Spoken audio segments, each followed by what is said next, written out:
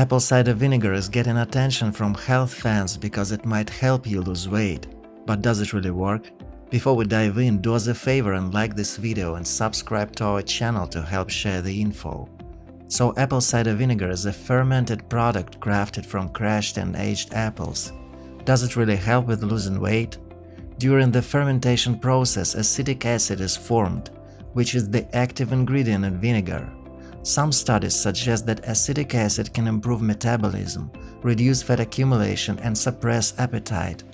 Research has shown that consuming apple cider vinegar significantly lowers cholesterol levels, blood sugar, and hemoglobin A1C, which are factors related to weight control and overall health.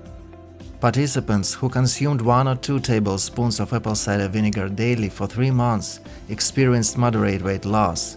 Another study revealed that participants following a calorie-restricted diet and consuming about 2 tablespoons of apple cider vinegar daily for 12 weeks lost significantly more weight and fat compared to those not taking apple cider vinegar. Moreover, numerous unofficial reports also suggest that apple cider vinegar may aid in weight loss.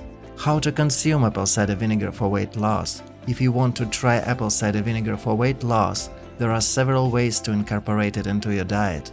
Most studies recommend a daily dose of about 1 to 2 tablespoons of apple cider vinegar mixed with water. It's also suggested to consume it before or after meals. You can also mix apple cider vinegar with olive oil for your salad, grate with leafy greens, cucumbers and tomatoes, or start your day by putting a teaspoon of vinegar in a glass of water on an empty stomach.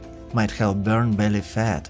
While a bit of apple cider vinegar is usually okay, it's not all good news. For some people, it may erode tooth enamel or cause stomach upset.